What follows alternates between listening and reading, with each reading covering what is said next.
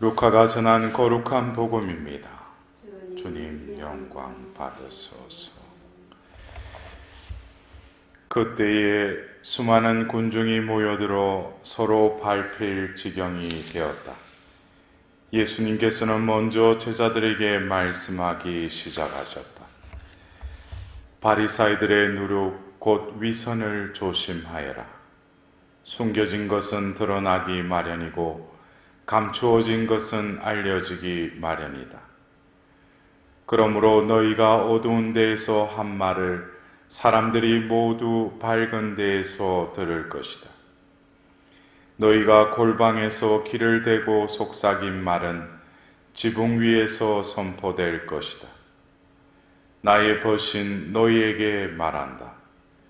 육신은 죽여도 그 이상 아무것도 못하는 자들을 두려워하지 마라. 누구를 두려워해야 할지 너희에게 알려주겠다.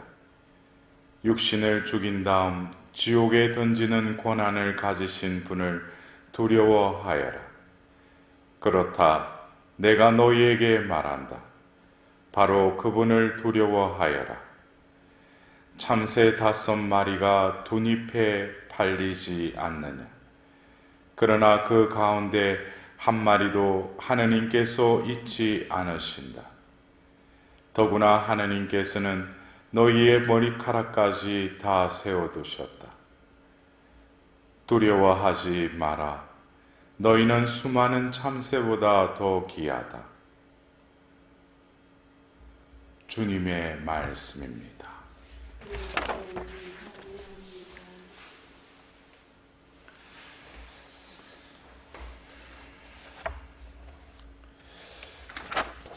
우리가 어제부터 에페소서의 말씀을 들었습니다.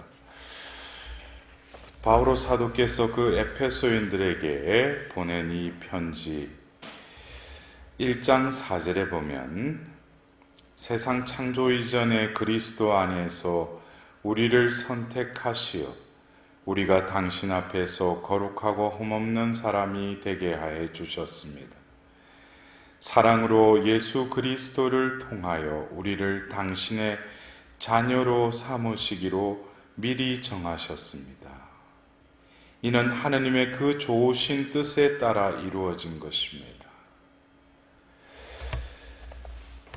그래서 우리가 이 시간의 개념이 영원하신 하느님에게 있어서는 우리는 이 세상에 태어나서 또 유한한 또 우리가 살 시간대가 제한적이라면 하나님은 영원하신 분이신데 이 에페소서 1장 4절의 말씀에 의하면은 세상 창조 이전에 그리스도 안에 우리를 택하셨다고 이렇게 말씀하십니다.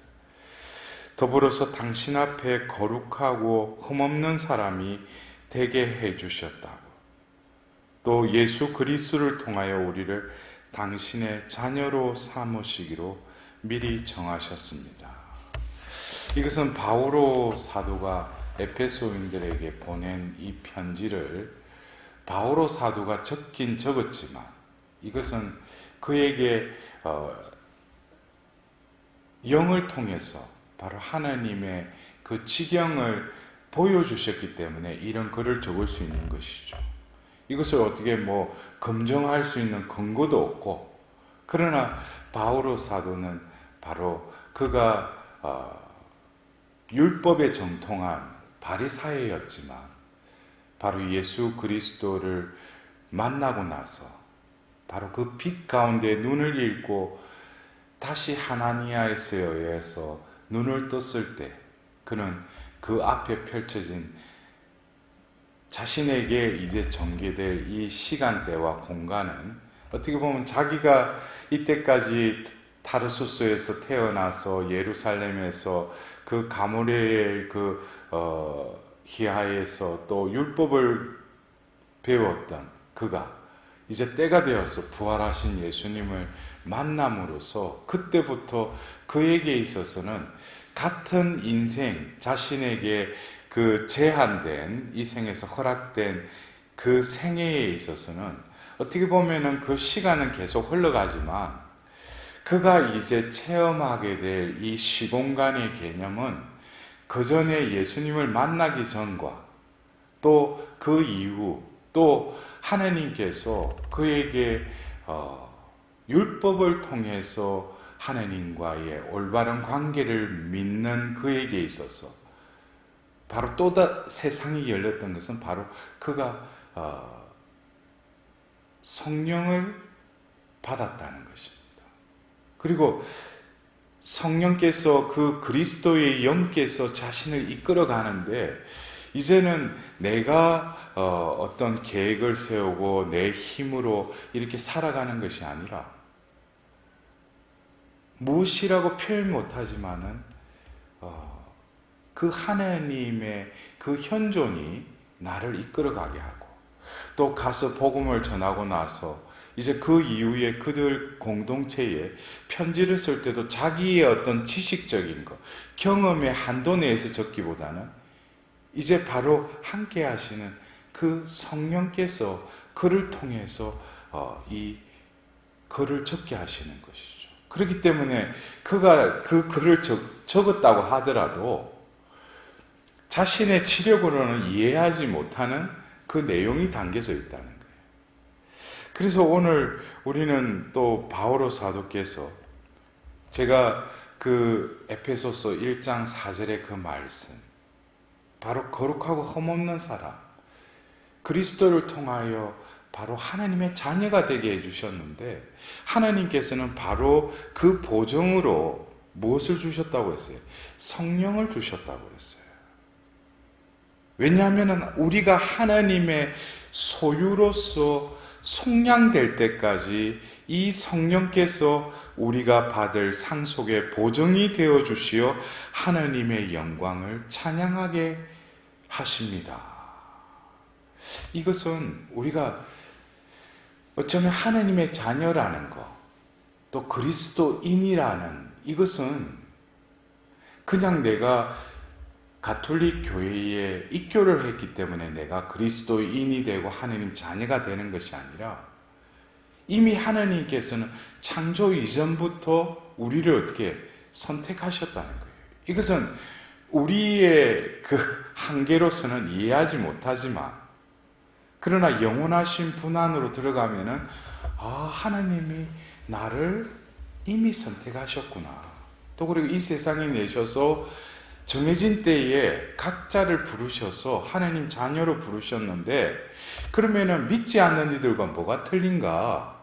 그것은 당신의 영을 우리에게 부어주셨을 뿐만 아니라 그 성령께서 우리가 하나님의 소유로 속량될 때까지 우리가 그 하나님의 영원한 생명, 그 상속을 받는 데 있어서 보정이 되신다는 거예요. 이런 말씀을 들을 때 보면은, 바오로 사도는, 얼마나 그 자기 존재에 그 하나님의 영으로 충만했을 뿐만 아니라 그 영과의 교제 안에서 이 지성과 감성과 의지가 얼마나 이 긴밀하게 연결되어 있는지를 이 글들을 통하여 다시금 이 말씀을 통하여 이렇게 느낄 수 있습니다. 우리는 오늘 시편 33편에 행복하여라 주님이 당신 소유로 뽑으신 백성, 어떻게 각자가 본인이 하나님의 소유인 것 같아요? 여러분도 한번 생각해 보십시오. 내가 하나님의 소유라면은 내 것이 있어요? 내 것은 없죠. 왜? 하나님이 나를 소유로 삼으셨는데. 그러면 내가 가진 모든 것은 누구의 것이에요? 하나님의 것이죠. 나의 이 육신, 또 나에게 주신 어떤 치력, 모든 능력, 이런 것들이 다 뭡니까?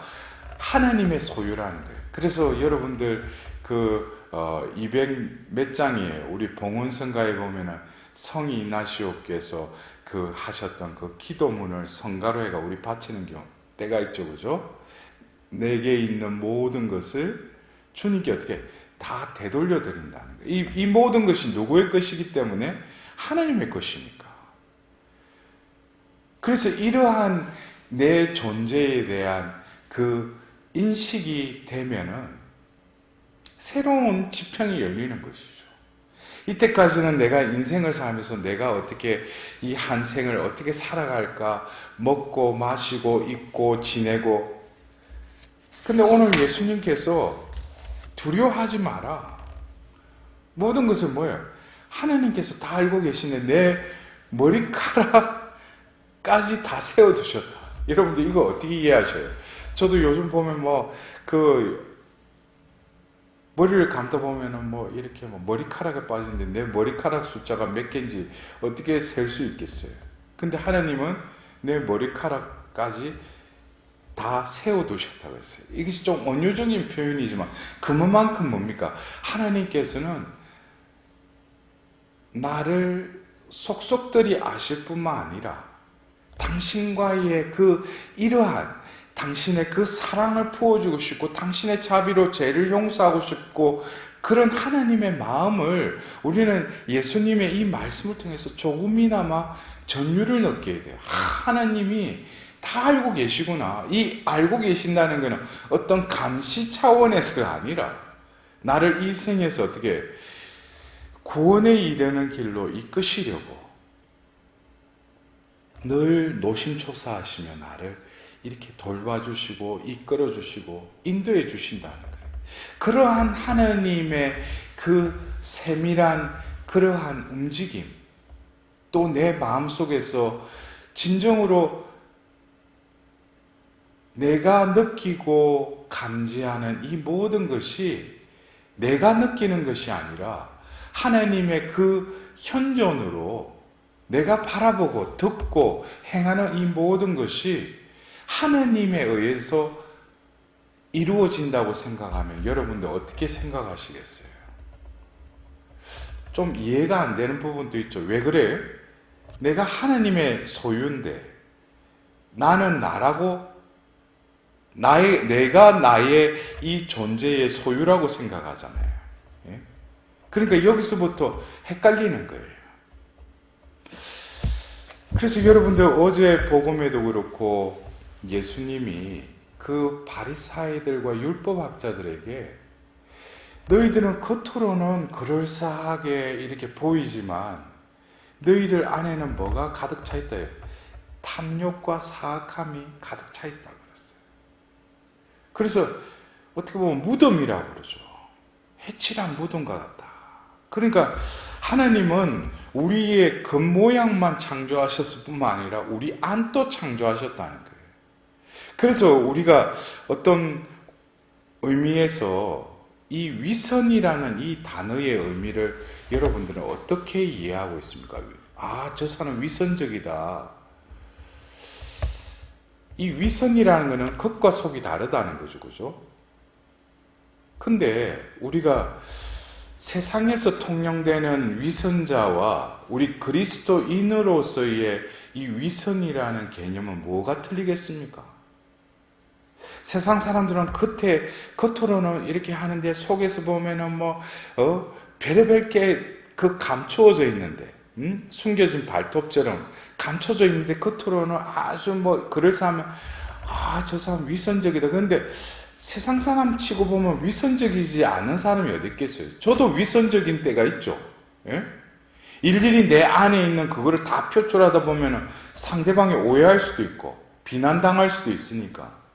근데 우리가 예수님의 이 위선이라는 이 말씀은 그냥 세상에서 통용되는 겉과 속이 다른 어떤 행동과 말을 하는 걸 저 사람 위선자다 그러는데, 우리를 지으신 하나님께서 이 에페소서의 그 말씀을 통해서 하나님의 영광을 드러내도록 하나님께서는 당신의 보증으로 성령을 부어주셨다고 그랬어요. 그러면 성령이 우리 안에 계신다면 위선이라는 것은 어떤 면에서 내가 하나님의 자녀다, 그리스도인이라면 나에게 있어서는 겉과 속이 다른 것보다는 내가 하나님의 소유임에도 불구하고 원죄의 타락 속에서 또 내 자아가 욕망과 욕정으로 이끌려지는 그러한 내 안의 내분적인 두 양상을 바라볼 때 우리가 겉으로는 하나님 자녀라고 기도도 하고 어떤 때는 선행을 해야지만은 그것이 내 안에 어떤 자아중심적인 욕망이나 욕심에서 나온다면 그것은 위선이겠죠. 그러나 우리가 그리스도인으로서의 위선은 내적인 것과 외적인 차이점에서 위선을 볼 수도 있지만 우리는 내면을 들여다보면 내면에 하나님께서는 우리에게 성령을 부어주셨고 그 그리스도의 영은 우리를 계속 또 다른 예수 그리스도로 살아가도록 우리를 재촉하신다는 거예요. 그리고 우리가 로마서 8장을 보면은 우리가 강제하지 못할 이루 다 말할 수 없는 탄식을 성령께서 우리를 대신해서 하나님 아버지께 간구하고 계시다고 했어요.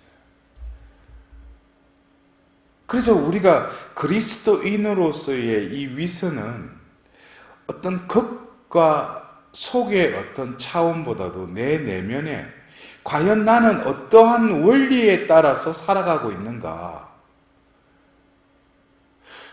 겉에 너울은 그리스도인 하느님 자녀라고 그러면서 내 안에 작동하는 원리가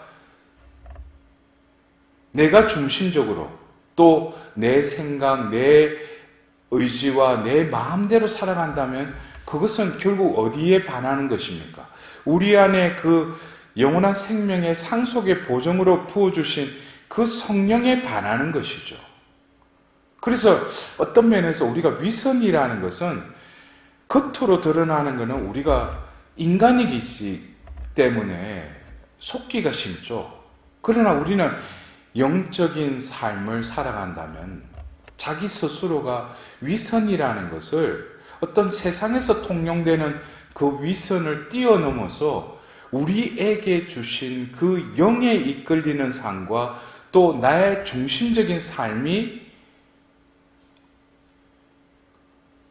이게 다르게 살아갈 때 그래서 우리는 이 육신의 이 장막 안에서 살아가는데 내 나라는 이 자아가 또 내 안에 이 원죄의 흔적으로 끊임없이 솟아오르는 내 욕망과 욕심과 욕정들은 어떻게 할 수가 없죠. 그러나 우리가 신앙생활을 한다는 것은 이것에 이끌려서 또 죄를 짓고 하나님께 자비를 베푸소서 할 것이 아니라 이제는 우리가 진정으로 하나님의 소유인 그 존재 인식을 하고 하나님의 소유되게 살아가기 위해서 그 영이 이끄시는 그 인도함에 우리가 순응하려고 노력해야죠. 그래서 오늘 예수님의 이 말씀도 두려워하지 말아라는 것이 우리가 진정으로 하나님을 두려워하는 것. 내가 죄를 지을 때, 내가 악한 생각을 할 때, 또 내 입에서 하나님이 원하지는 않는 어떤 말이 나가려고 할 때 내가 하나님을 두려워한다면 두려워함은 하나님을 경외함이죠. 하나님과의 그 관계에 민감해지려고 하는 나의 또 깨어있음이죠. 그래서 이 하나님을 두려워한다는 것은 무슨 나를 감시하고 나에게 벌 주시는 하나님 그런 의미가 아니라 나에게 부어주신 그 성령을 슬프게 하지 않고 성령의 불을 끄지 않는 진정한 그리스도인답게 살아가려고 내가 분발하고 깨어있으려고 준비하는 삶을 살아가는 그것이 진정으로 위선적인 삶을 살아가지 않는 또 다른 우리의 길이기도 하죠. 우리가 대축일이나 어떤 축일 때 우리가 대영광송을 바치지 않습니까? 하늘 높은 곳에서는 하나님께 영광, 땅에서는 하나님께 사랑하는 이들에게 평화. 근데 진정으로 하나님은 당신의 소유인 그 자녀들이, 그 백성들이 진정으로 하나님의 영광을 드러낸다는 것은 어떤 그들이 와서 하나님 찬미 받으소서, 영광 받으소서, 이것이 아니라 그들의 존재됨을 회복할 때. 그래서 어떻게 보면은 원죄의 흔적의 그 영향권 안에 우리는 있을지라도 예수 그리스도의 성령을 통하여 우리에게 또 보존을 주신 그 성령이 우리 안에 계실 뿐만 아니라 우리는 끊임없이 그 성령의 탄식에 귀 기울일 뿐만 아니라 성령께서 나를 이끌어 가시도록 온전히 의탁하는 삶으로 살아갈 때 그것이 진정으로 하나님의 그 소유된 백성이요, 더불어서 위선적인 삶에서 해방되는 또 다른 자유로운 삶으로 우리는 나아갈 수 있을 것입니다. 오늘 이 미사를 통해서 바오로 사도께서 말씀하신 그 하나님의 자녀, 또 오늘 하나님의 소유, 이 의미에 대해서 여러분들이 좀 묵상을 하였으면 합니다. 입으로는 하나님의 자녀라고 하면서 하나님의 소유로서 살아가지 못하는 내 원죄에 물든 나의 모습을 바라보면서 우리가 하나님께 구할 기도는 자비를 베푸소서라는 기도밖에 없다는 것을 깨달을 때 하나님께서는 이 순간 나 자신을 또 회복시켜 주실 것입니다.